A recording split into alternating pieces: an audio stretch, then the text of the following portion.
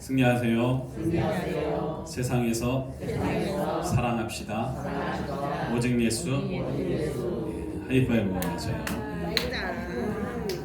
앞에 뒤에 함께 하시기 바랍니다.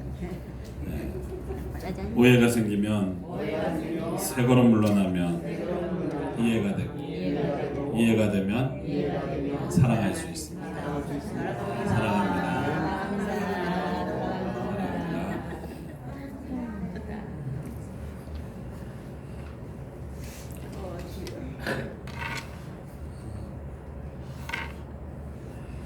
근데 몇 해 전 겨울 그때 우리나라 전역에 독감이 유행했습니다. 2018년 겨울에요.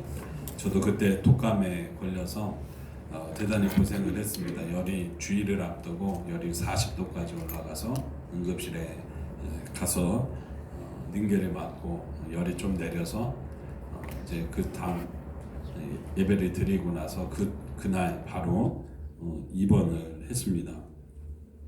이 바이러스 독감이기 때문에 격리 병동에 들어갔습니다. 한 층이 이 독감 환자들만 있었고 격리되었고 가니까 2인실을 주더라고요. 2인실을 사용하면서 그곳에서 지내는데 의사 선생님도 그렇고 간호사도 그렇고 한결같이 마스크를 있는 내내 꼭 끼고 계십시오 라고 이야기를 했습니다. 이 전염성이 강한 바이러스이기 때문에 마스크가 참 중요하다고 강조를 했습니다. 생전에 착용하지 않았던 이 마스크 하루 종일 착용하고 하면서 밥 먹을 때만 내려놓고 이제 지내는 것이죠. 화장실 갈 때도 무엇을 할 때도 다 마스크를 끼고 지내게 했습니다.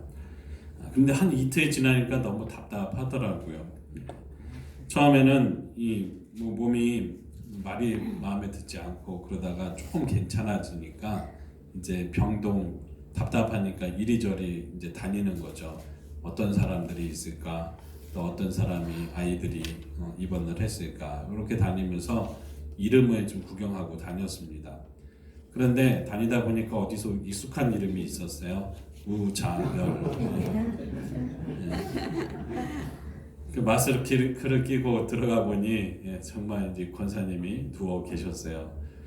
또 마스크 끼고 서로 마스크 끼고 기도하긴 처음이었습니다.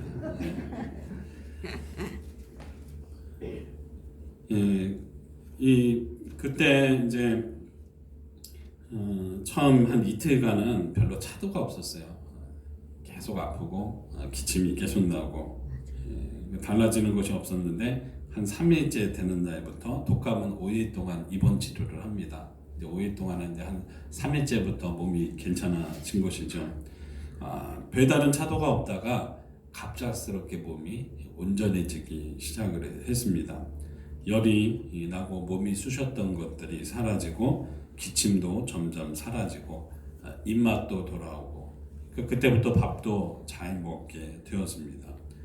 이 이상이 있었던 몸이 치료 가운데 정상으로 되돌아보고 온전해지었던 것입니다.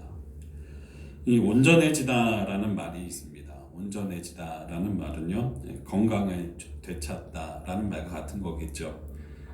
여러분 이제 온전함은 회복을 의지합니다. 이 온전하다는 것은 몸의 건강만을 의지하지 않죠. 몸은 건강하지만 정신이 온전하지 못한 사람들이 있습니다. 상처에 의해서 아픈 기억 때문에 염려 때문에 마음이 온전치 않고 항상 불안한 거죠. 정신이 심각하게 온전하지 못하면 때로는 범죄를 저지르기도 합니다. 여러분 아시겠지만 사이코패스나 또 소시오패스 같은 이 범죄자들은 정신이 온전하지 못합니다. 그래서 우리가 때로는 정서적으로 불안정하면 병원 치료나 정신적인 약물 치료도 함께 받아야 됩니다. 여러분 신앙에도 온전함이 있어요. 신앙이 무엇입니까? 하나님을 바라보는 마음을 가리킵니다. 온전하다는 말은 사전에서 변화되지 않고 본 바탕이 그대로인 상태를 가리킵니다. 변화되지 않고 본 바탕이 고스란한 것입니다. 하나님을 향한 믿음이 변하지 않고 처음 사랑이 마지막 그대로 고스란히 있는 거예요. 처음 이 사랑이 나중 되니까 이렇게 변하고 변질되는 것이 아니라 고스란하게 그 믿음의 온전함이 지속되는 상태를 온전한 믿음이라고 이야기를 합니다. 오늘 말씀을 보게 되면 6절 말씀을 보게 되면 온전한이라는 단어가 나옵니다. 우리 6절 말씀을 우리 한 목소리로 응독하겠습니다. 그러나 우리가 온전한 자들 중에서는 지혜를 말하노니 이는 이 세상의 지혜가 아니요 또 이 세상에서 없어질 통치자들의 지혜도 아니요. 아멘. 6절 말씀을 보니까 우리가 온전한 자들이라고 기록이 되어 있습니다. 여기에서 온전한을 헬라어로 텔레이오스라고 읽어요.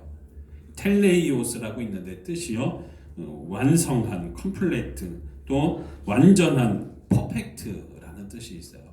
완전해져야 된다.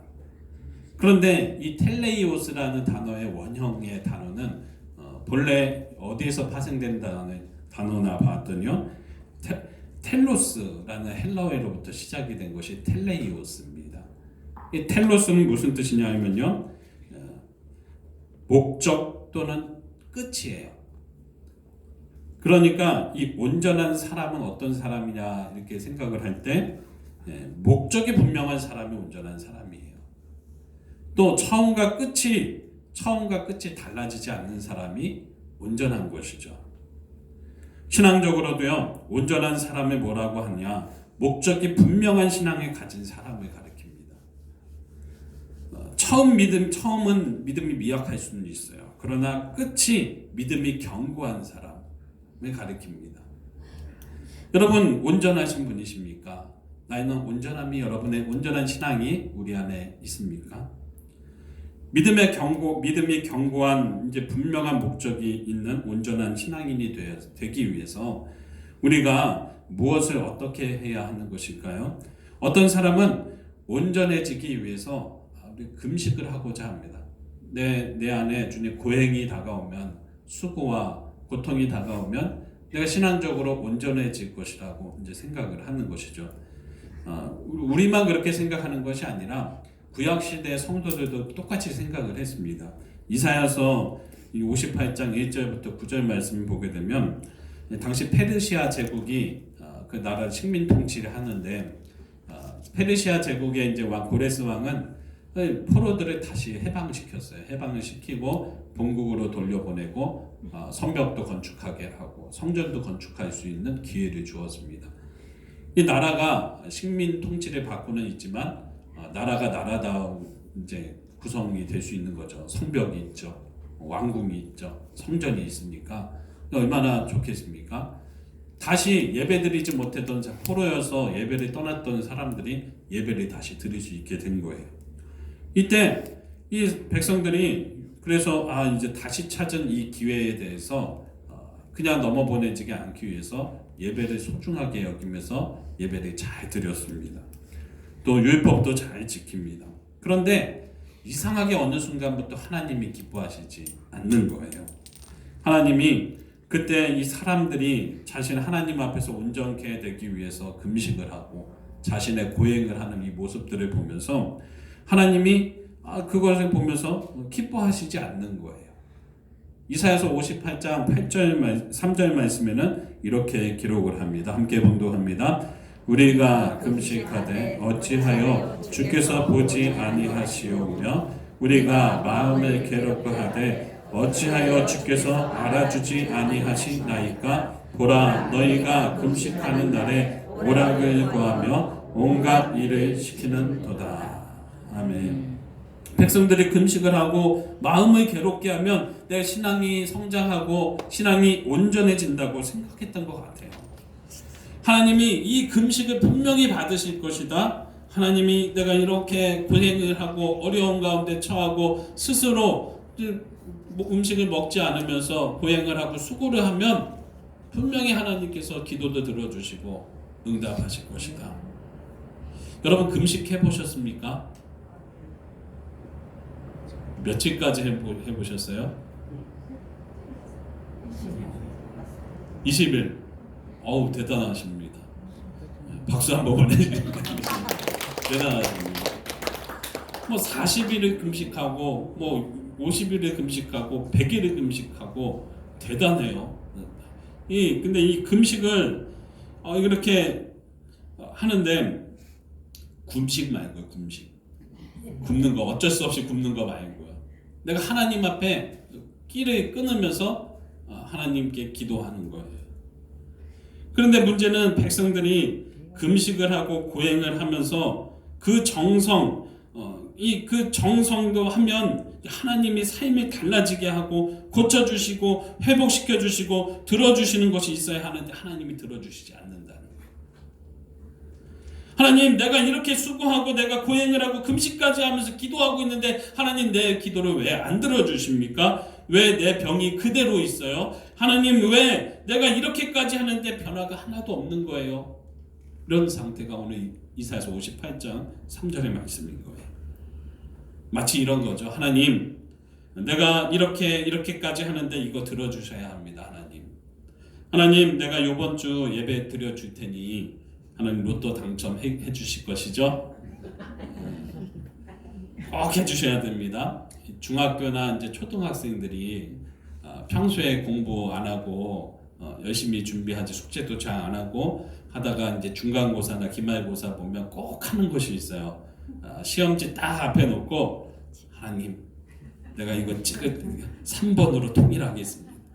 하나님, 3번이 답이 맞게 해주신다면 내가 교회 나가겠습니다. 하나님, 이번에 꼭 나를 이게 점수 10점이라도 올려서 등수를 올려주시면 제가 열심히 교회 다니고 전도사님 말씀에 목사님 말씀에 충성을 다하겠습니다. 그리고 3번으로 통일해서 다 찍어요.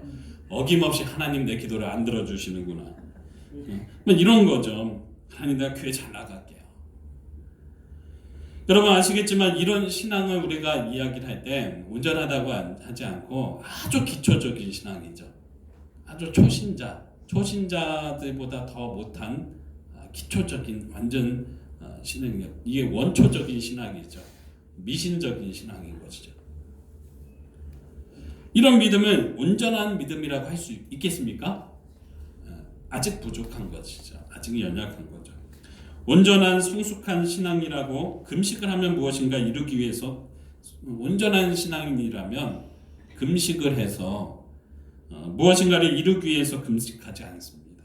온전한 신앙은요, 내 욕심을 내려놓기 위해서 금식합니다.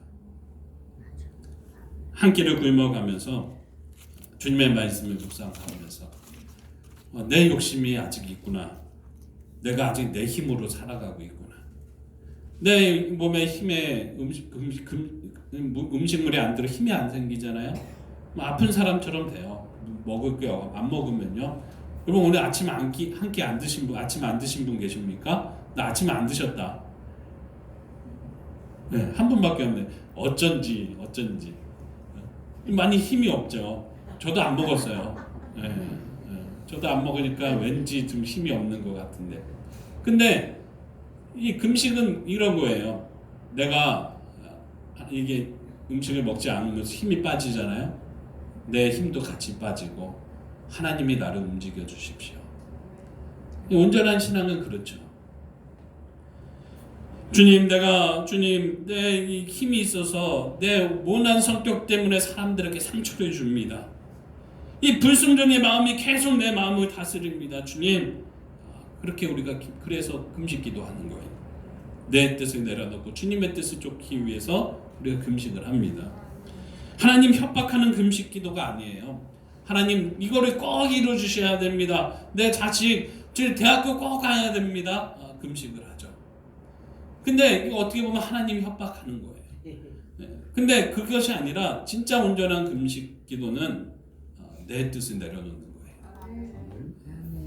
계속 부수부수 올라오는 욕망을 절제하기 위해서 금식을 하는 겁니다. 여러분, 온전한 신앙은 무엇입니까? 사람들이 온전한 삶을 착각을 합니다. 착한 사람이 온전하다고 생각해요. 조용한 사람이 온전하다고 생각을 합니다. 여러분, 온전하다는 것은 머리가 똑똑하다고 온전해지는 것이 아닙니다. 주님 정확하게 말하면요, 온전한 사람이 어떤 사람입니까? 말 잘하는 사람이 온전한 사람입니까? 똑똑한 사람이 온전한 사람이에요? 이런 사람, 지혜 많은 사람이 온전할까요? 아닙니다. 전 참 말 잘하는 사람이 부러워요. 어쩜 이렇게 설교를 하실 때도 목사님들 보면, 방송을 보게 되면, 야, 어쩜 저렇게 코미디언이 따로 없어요. 너무 웃겨요. 너무 재밌고, 야, 나는 그렇게 못하는데 참 부럽습니다. 설교 잘하시는 분들 보면 원고 하나 안 보면 다 그것을 어떻게 할까? 어쩜 저리도 할까? 어쩜 그렇게 잘할까? 부러운지 모릅니다. 그런데 우리가 그것을 온전하다고 이야기는 하지는 않습니다. 바울은요, 그것에 대해서 오늘 우리에게 이야기하고 있어요. 바울이 그런 것이 말 잘하고 똑똑하고 조용하고 착하고 지혜 많은 것이 우리의 온전함이 아니라고 오늘 말씀하고 있는 겁니다. 2장 1절 말씀을 우리 함께 봉독합니다. 형제들아, 내가 너희에게 나아가 하나님의 증거를 전할 때에 말과 지혜의 아름다운 것으로 아니하였나니. 아멘. 바울이 은혜 받고 주님을 전하고 믿음 생활할 때 말과 지혜로 하지 않았다는 거예요. 내가 말을 얼마나 잘하느냐, 내가 얼마나 말을 설득력 있게 사람을 설득하기 위해서 뛰어난 두뇌로 이렇게 전파하지 않았다는 거예요. 바울이 얼마나 많은 이들을 전도하고 감동을 주고 교회를 세워가면서 얼마나 큰 사명을 다했습니까? 얼마나 위대합니까? 그런데 그런 위대한 바울도 주님 전하는 신앙을 말로 하지 않는다는 거예요. 사람의 지혜로 하지 않았다는 겁니다. 내가 생각하는 걸로 하지 않았다는 거예요. 오히려 그는 자신을 늘 두렵고 악하고 약하고 침이 떠는 사람이라고 이야기했어요. 3절 말씀 함께 봉독합니다. 3절이에요.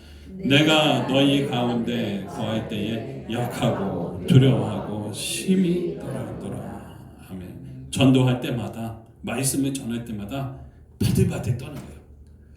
우리 앞에 누군가 이제 기도하시고 대표 기도하고 되고 앞에 나오고 이야기하게 되면 막 떨릴 때가 있어요. 저도 그래요. 이게 막 심장에서부터 둥둥둥둥 소리가 들리고, 오늘도 그랬어요. 둥둥둥둥. 날마다 예배 때마다 둥둥둥둥 거려요. 심이 떠는 거죠. 이 바울이 그랬어요. 바울은 더했습니다. 내가 예수님의 복음을 전파하고 증거할 때 사람들이 돌을 들고 있어요. 너 한마디만 해봐 하면 돌을 던지게. 주님의 말씀을 전하려고 하니 몽둥이를 들고 있어요. 이런 사람들 앞에서 예수님을 증거하는 거예요. 얼마나 바들바들 떨었겠습니까? 3절 말씀을 보면 너희 가운데 거할 때마다 약하고 두려워하고 힘이 떨었다고 기록하고 있어요. 사람들이 전도할 때 말을 잘해서 전도가 된다고 착각을 해요. 말을 잘하는 사람이, 설교를 잘하는 사람이 온전한 사람이라고 착각합니다. 세상 속에서는 그럴 수 있어요. 사회 속에서는 그런 사람들이 인정받는 것처럼 보일 수는 있습니다. 그런데 신앙은 절대 그렇지 않아요. 온전한 텔로스는 목적이 있는 사람이라고 했어요. 끝이 분명한 사람이라고 했습니다. 신앙의 목적이, 신앙은요, 믿음은, 하나님 있는 신앙은요, 목적이 분명해야 돼요. 끝이 분명해야 합니다. 바울은 두렵고 떨렸습니다. 사람들 앞에 서면 날마다 바들바들 떠는 거예요. 사람들에게 이야기할 때마다 두렵고 이 마음속에 심히 긴장이 되는 거예요. 그래서 이렇게 사람들에게 매를 맞고 얻어 터지고 사람들의 손가락질 당하고 욕함을 듣고 괴로운 이야기들 들을 때마다 얼마나 괴롭고 힘들까, 이 짓을 해야 되나, 내가 언제까지 이것을 감당해야 돼, 내가 언제까지 이 일을 계속해야 되는 거야. 이게 두려움으로 살아갈 때마다 그에게는 분명한 죽은 것 같이 될 때마다 분명한 목적이 있었어요. 분명한 목적을 오늘 말씀하고 있어요. 2절 말씀을 함께 봉독합니다. 2절입니다. 내가 너희 중에서 예수 그리스도와 그가 십자가에 못 박히신 것 외에는 아무것도 알지 않기로 작정하였음이라. 아멘. 딴 거 다 필요 없어. 난 예수님만 있으면 돼. 다른 거 다 필요 없어. 예수님 하나면 충분해. 예수님의 십자가, 이것만 생각하겠다는 거예요. 말 잘하는 거, 바들바들 떨리고 그런 고통 가운데서도 나 예수님 십자가만 가면 붙들었다는 겁니다. 목적이 분명한 거죠. 끝이 분명한 겁니다. 예수님이 분명히 그 끝이 되시고 그 시작이 되셨다는 거예요. 온전한 신앙은 좋은 직장 가졌다고 온전한 것이 아닙니다. 많은 지식을 가졌다고 영어 잘하고 예본어하고 중국어하고 많은 것을 한다고 온전한 것이 아니라는 겁니다. 나이가 안정된 삶을 살아가고 있고 나이가 젊다고 돈이 많고 건강하다고 이게 온전한 상태가 아닙니다. 내가 형편이 있건 없건 내가 온전하건 말건 내 목적과 뜻이 예수님으로 분명한 사람이 신앙이 온전한 거예요. 비가 오나 눈이 오나 바람이 부나 주님이 나와 함께 하신다고 믿는 사람이 온전한 거죠. 여러분 신앙이 온전하십니까? 온전한 주님을 붙들게 되시길 바랍니다. 사고가 나거나 고통이 있거나 몸이 아프거나 괴로우나 기쁘나 주님 때문에라고 고백할 수 있는 신앙이 나 주님 때문에 주님이 나를 도와주시고 내 마음을 만지시기에 내가 살아갈 수 있습니다. 나를 위로해 주시기에 그 믿음으로 나오는 자들이 온전한 자들인 줄 믿습니다.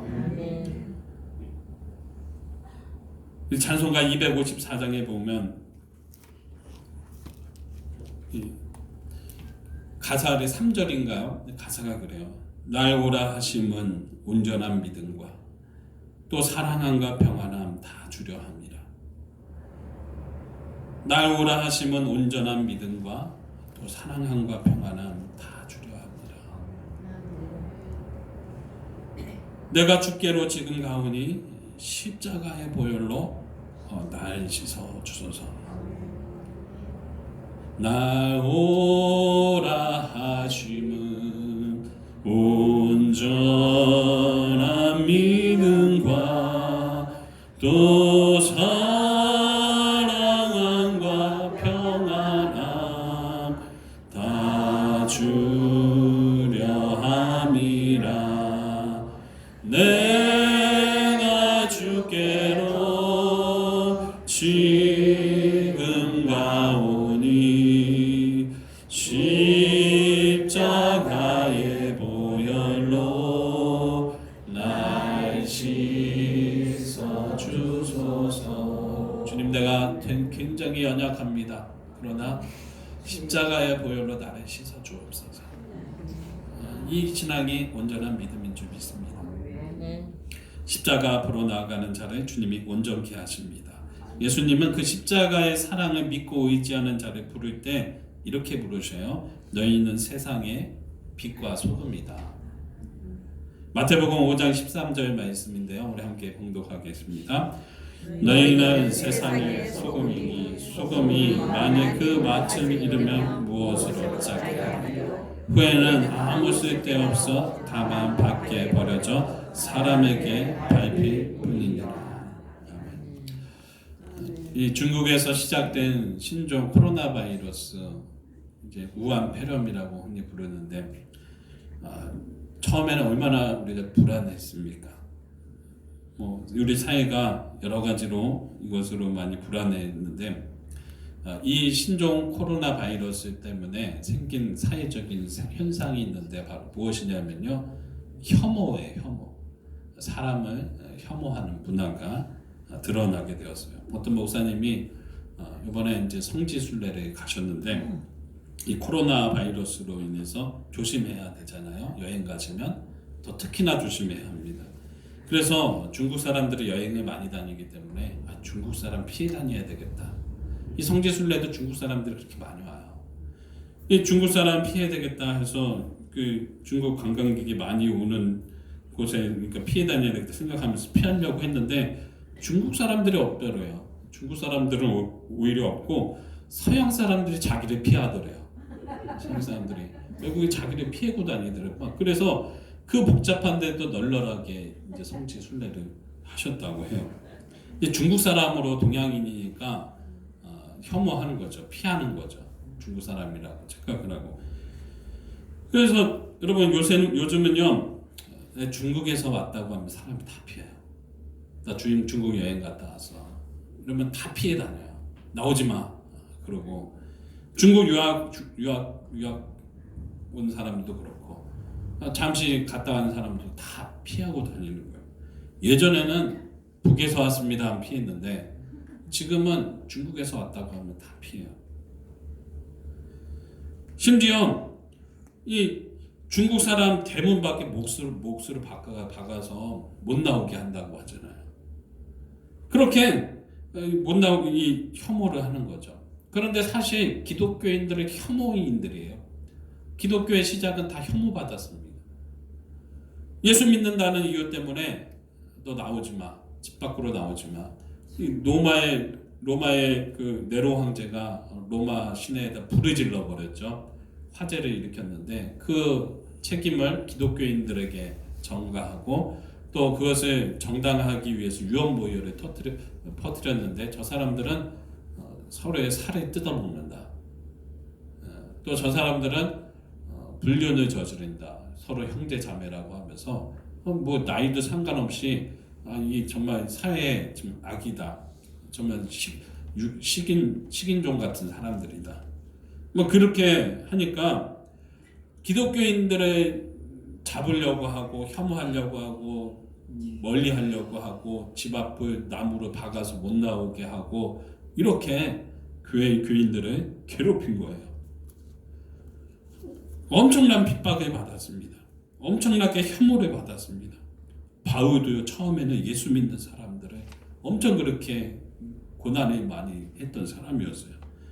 그런데 이 바울이 예수님을 믿고 나서 변화되었습니다. 믿음이 생겼어요. 여러분 믿음은요 코로나 바이러스보다 더 전염력이 강해요. 그가 예수님을 믿고 나서 로마 총독이 바울을 향해서 뭐라고 얘기하냐면 사도행전 2장 24장 5절에 이 사람은 전염병 같은 자라. 이 사람만 만나면 지금 예수님 믿고 되고 이 사람만 만나면 예수님 하나님 믿게 되니까 전염병 같은 자라고 이렇게 혐오해요. 예수님을 믿는 믿음은요 로마를 기독교 국가가 되게 했어요. 처음에는 믿음을 가진 사람들이 얼마나 혐오하고 얼마나 괴롭히고 이렇게 구분짓고 했는지 모릅니다. 그런데 온전한 믿음을 가진 자들, 예수님을 마음속에 품은 자들을 통해서 하나님께서 힘을 주시고 위로해 주시고 빛과 소금이 되게 하셨어요. 이 정말 혐오, 요즘 뭐 나이만 들었다고 해도 뭐 아무것도 할 수 없으면서 혐오하잖아요. 그런데 그런 것을 뛰어넘어서 믿음이 가정을 변화시키고 믿음이 건강을 회복시키고 믿음이 사회를 변화시키고 나라를 변화시키고 경제를 일으키는 이들의 지금 사용되었다는 이번 우한 지역이 봉쇄되었습니다. 다 봉쇄되었죠. 누구도 못 들어가요. 나올 수가 없습니다. 다 금지시켰습니다. 고립되었습니다. 나오지 못하고 들어가지도 못하는데 우한이 집이 고향인 사람들은 어떻게 해요? 근데 가야 되는데 우리 부모님 죽어가는데 어떻게 될지 모르니까 가야 되는 거야. 우리 메르스 때도 그랬어요. 메르스 때도 가족이 죽어가는데 들어갈 수를 못하게 하는 거예요. 응급실에서는. 이 중국 우한도 똑같은 일이 벌어지고 있어요. 들어갈 수가 없어요. 봉쇄시켜버렸어요. 사랑하는 부모님이 죽어가고 있는데 사랑하는 내 자녀가 저 안에 있는데 내가 들어갈 수가 없는 거예요. 그런데 내가 그 우한 사람이라기 때문에 나도 그것에 바이러스에 걸렸지도 몰라. 그래서 나를 사람들이 막 피하고 알아서 살아남으라고 하고 고립시켜놓고 그러는 거예요. 갈 곳도 없고 우한 고향인 사람들이 꼭 들어갈 수가 없으니까 자신도 치료받아야 하는데 병원도 없고 지낼 곳도 없고 밖에서 지내야 되는 거예요. 갈 곳이 없는데 그런데 이런 난처한 사람들이 있어요. 난처한 사람들은 중국의 기독교인들이요. 우리 집으로 들어오세요. 바이러스 끝날 때까지 우리 집에 계세요. 우리 같이 치료받읍시다. 물도 주고 섬기면서 내가 기침 콜록콜록거리면서 물로 섬기고 봉사활동을 하는 거예요. 내 쓰러질지라도 그렇게 봉사활동하는 거예요. 예수님의 마음을 가지고 있기 때문이에요. 그렇게 혐오받고 중국 정부가 기독교인이라고 얼마나 탄압을 했는지 선교사들은 다 추방시키고 교회는 무너뜨리고 건축되어 있는 교회를 폭파시켜요. 그렇게 얼마나 이 중국 사회에서 기독교인들이 탄압을 받고 믿음을 가지지 못하게 하려는 이 탄압을 받았는데 이 위험한 이때에 예수 믿는 기독교인들이 예수님의 사랑을 마음에 품고 빛과 소금의 일을 감당하고 있습니다. 주님은 우리에게 너희는 세상의 빛과 소금이라고 하셨습니다. 온전한 믿음은 전염시켜요. 주님의 십자가 사랑을 전염시킵니다. 어떻게 교인이 빛을 잃을 수 있고 맛을 잃을 수 있습니까? 내 안에 예수님이 없어요. 내 힘으로 하려고 해서 그래요. 내 마음대로 내 욕심대로 행하려고 하다 보니까 빛을 잃고 소금을 맛을 잃어버렸습니다. 겉모습으로 하려고 했어요. 겉모습으로 살아가려고 하면 여러분 빛을 잃습니다. 맛을 잃어버려요. 형식적인 신앙이 됩니다. 금식한다고 다 되는 것이 아닙니다. 내 욕심 내려놓아야 됩니다. 교회에서 하는 섬김 모든 것도 내 힘으로 하면 지칩니다. 사람들이 한번 뭐라고 얘기만 해봐요. 그 말에 휩쓸려서 그 섬김도 못해요. 내 힘으로 하지 아니하고 예수님이 내 마음에 계셔서 내 욕심 내려놓고 주님이 함께 하시는 그런 섬김을 하셔야 합니다. 그 빛과 소금이 되는 겁니다. 주님이 오늘 이 시간도 우리를 위해서 탄식하며 성령님이 우리를 위해서 기도하십니다. 나를 의지해라. 내가 너의 등 뒤에서 너를 붙들어주고 있다.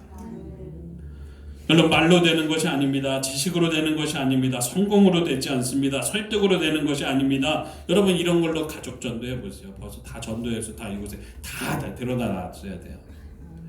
온전한 믿음, 주님 의지하면서 주님 바라보며 기도하며 성령님 의지하면서 우리 기도했으면 좋겠습니다.